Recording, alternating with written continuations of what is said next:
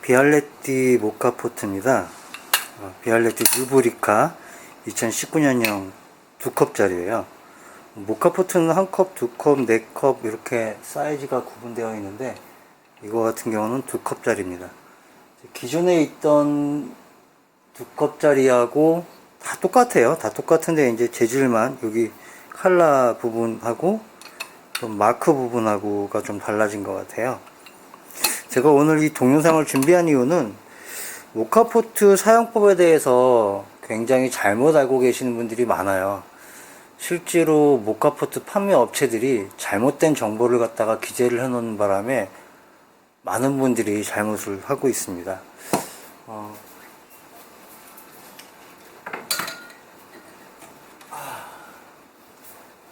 이거 같은 경우는 비알레티 4컵 비알레티 뉴브리카 4컵짜리인데요. 여기 보시면은 중요한 건 그거예요. 대부분 그 업체들 설명을 들어가 보면은 요 하단에 요 부분이 있죠. 요 부분 아래까지 물을 채우라고 알려주고 있습니다. 그런데 그 잘못이에요.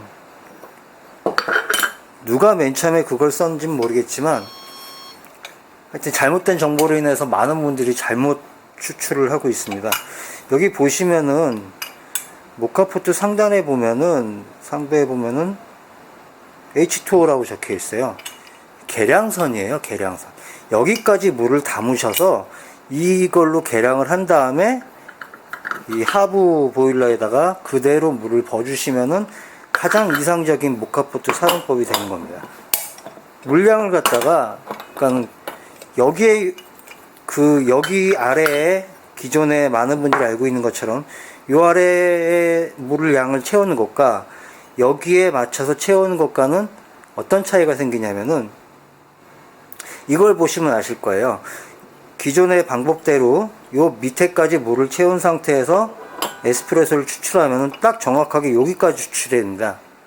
근데 에스프레소 추출량을 보면은 일반적으로 우리가 알고 있는 에스프레소 추출량보다 훨씬 더 많아요. 그러니까 올바른 추출이 아닌 거죠. 올바른 추출이 아니고, 그리고 압력도 부족해져서 이 보일러 하부에 물이 남아요. 물이 남습니다.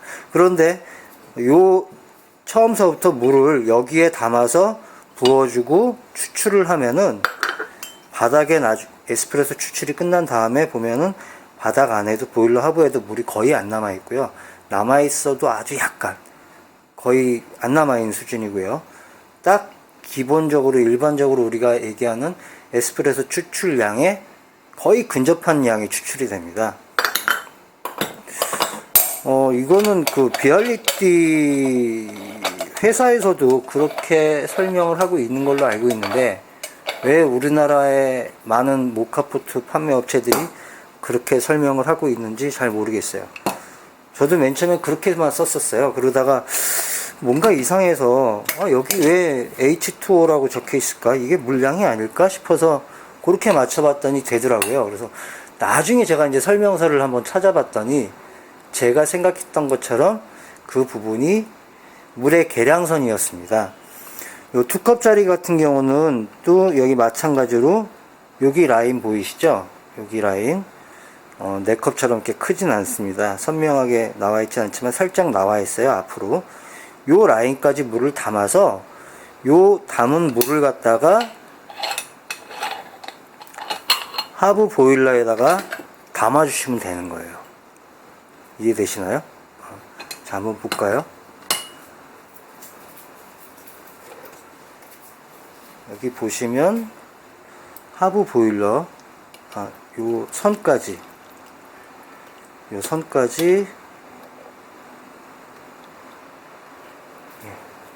됐습니다.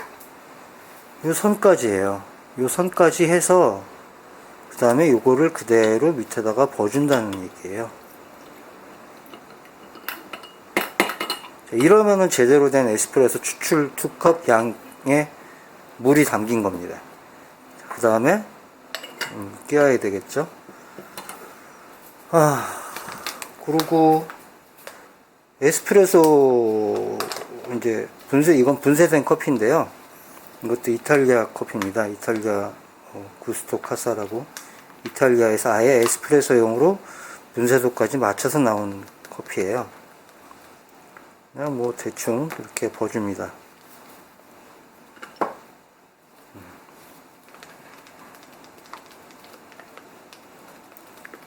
또 하나 좀 뭐 잘못까지는 아니지만, 대부분 업체들이 여기 보면은 여기 뭐 수평을 맞춰라, 깎아내라, 막 그런 얘기들을 많이 합니다. 그런데 그러실 필요 없고요. 그냥 이렇게 산처럼 좀 올라와도 아무 상관이 없습니다.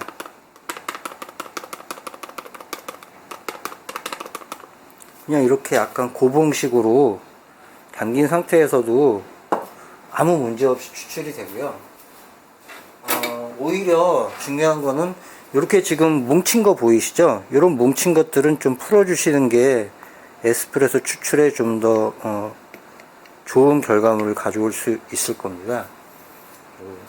77봉이라고 하는 건데요. 한의원에서 쓰는 침입니다.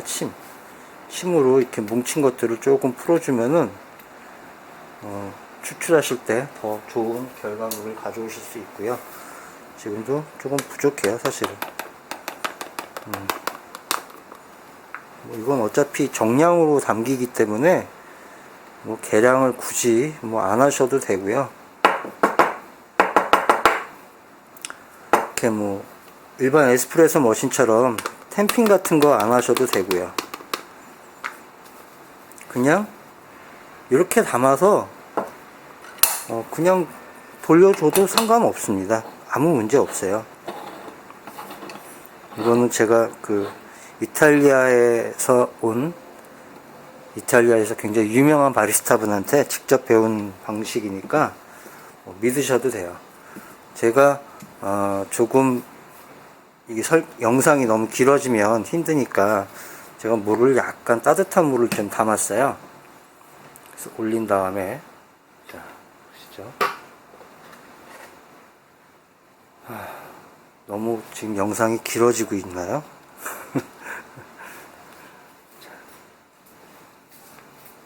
아이고.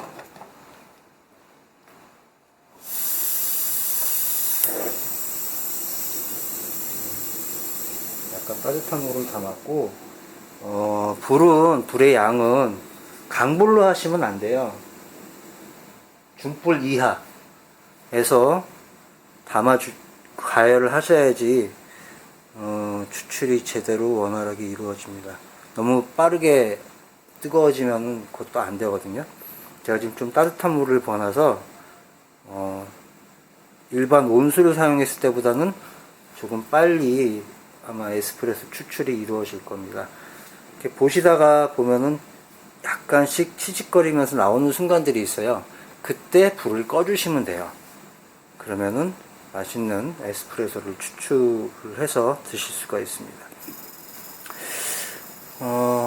모카포트 종류들이 굉장히 많은데, 그 중에서 크레마가 분출이 되는 모카포트는 이 비알레티 뉴브리카 시리즈가 유일합니다. 뉴브리카 말고 또 이름을 갑자기 기억이 안 나는데, 뭐 이렇게 소 모양의 그림이 있는 모카포트가 있어요. 그것도 아마 되는 걸로 알고 있고요. 그거 같은 경우는 아예 카페 모카라든가 뭐 카페라테까지 만들어줄 수 있는 모카포트고, 이거 같은 경우는 에스프레소 추출을 해주는데 크레마를 보여줍니다. 일반 다른 모카포트하고는 비교를 하면은 추가 달려 있어서 굉장히 압력이 좀 센 편입니다. 그래서 이 압력 추가 있어서 크레마를 우리가 볼 수가 있는 거죠. 물론 일반 에스프레소 머신하고 비교했을 때 크레마가 생성은 되지만 오래 가진 않습니다. 압력 차이 때문이 아닐까라는 생각을 하는데, 생성된 크레마가 그렇게 오래 가진 않아요. 하지만 에스프레소를 크레마가 풍부한 에스프레소를 볼 수 있다는 게 이 비알레티 뉴브리카의 가장 큰 장점이죠. 또 보는 즐거움이 있죠. 지금 조금씩 커피가 나오고 있는데, 이렇게 조금 나오고 있는 저 부분에서 이제 저 부분을 예를 들어서 숟가락 작은 걸로 이렇게 퍼서 설탕에다가 잠깐 이렇게 좀 만들어 놓으면은 그게 커피 시럽이 되기도 합니다. 이탈리아 아이들은 그렇게 해서 커피 시럽을 만들어서 에스프레소에다가 타서 먹더라고요. 마셔봤는데 맛있더라고요. 어쨌든 오늘은 그 크레마 분출되는 것까지만 한번 보여드리도록 하겠습니다. 하나 팁이 있는데, 예를 들어서 약간 분쇄도가 애매해서 추출을 하는데 크레마가 잘 안 보여, 이럴 것 같으면은 숟가락 같은 거를 이용해서 이 압력추 상단을 갖다가 살짝 눌러준다거나 톡톡 쳐주시면은 압력이 좀 더 가해지는 그런 팁이 있습니다. 나중에 한번 해보세요. 해보시면은 잘 될 겁니다. 모카포트를 처음에 구입하시면은 한 두세 번 정도 세척이 필요한데요. 이렇게 에스프레소를 이용해서 두세 번 정도 해서 버려야 되겁니다. 요즘 2번 버리고 세 번째 만드는 건데, 제가 얘기하다가 끄는 걸 껐네요. 불 끄는 걸 잊어버렸네요. 에스프레소 잘 되죠? 역시 디알리티 뉴브리카는 보는 즐거움이 큽니다. 자, 이상 설명을 마치겠습니다. 긴 시간 들어주셔서 감사합니다. 예쁘네요.